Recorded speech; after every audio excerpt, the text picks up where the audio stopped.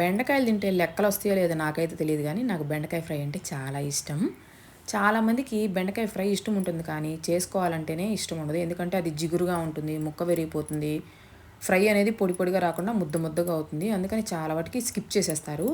నేను చెప్పే టిప్స్తో ఒక్కసారి ట్రై చేయండి, చాలా బాగా వస్తుంది. ఎన్నిసార్లు ట్రై చేసినా ముద్ద అనేది అయితే అవ్వదు. ముందుగా ఒక బాండి తీసుకొని ఆయిల్ వేడి చేసుకొని ఆవాలు, జీలకర్ర, పచ్చిశనగపప్పు వేసి వేపుకోవాలి. ఇవి వేగిన తర్వాత దంచుకున్న వెల్లుల్లి, ఎండుమిర్చి, ఉల్లిపాయలు, కరివేపాకు కూడా వేసుకొని ఉల్లిపాయలు రంగు మారేంత వరకు వేపుకుంటే సరిపోతుంది. దీంట్లోనే ఇలాగా 1/2 ఇంచ్ మందాన కట్ చేసుకున్న బెండకాయ ముక్కలు కూడా వేసేసి వీటన్నిటిని ఒకసారి కలిపేసేసుకుంటూ ఉండాలి. ఇలా ఫ్లాట్గా ఉండే గెరెట తీసుకొని కలుపుకోవాలా. రౌండ్గా ఉండేది ఏంటంటే ముక్క విరిగిపోతుంది. ఇది ఒక టిప్పు. చూసారా, జిగురు ఉంది కదా, ఈ జిగురంతా పోయేంత వరకు మధ్య మధ్యలో కలుపుకుంటూ వేపుకుంటూ ఉండాలి. బెండకాయ ఫ్రైకి ఆయిల్ అనేది కొంచెం ఎక్కువగానే పడుతుంది, ప్రాబ్లం ఏం లేదు.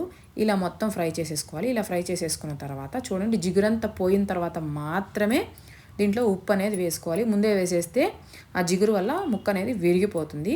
జిగురంతా పోయిన తర్వాత ఉప్పు వేసి ఒకసారి కలిపేసేసుకొని దీంట్లో నేనైతే ఇక్కడ కొబ్బరి కారం అయితే వేస్తున్నాను. కొబ్బరి, ఎండుమిర్చి, వెల్లుల్లి దంచింది ఆ పొడి కూడా వేసేసుకొని ఒక్క 5 మినిట్స్ కారం పచ్చివాసన పోయేంత వరకు వేపుకొని కొంచెం కొత్తిమీర చల్లేసుకొని స్టవ్ ఆఫ్ చేసుకొని వేడివేడిగా సర్వ్ చేసుకోవడమే.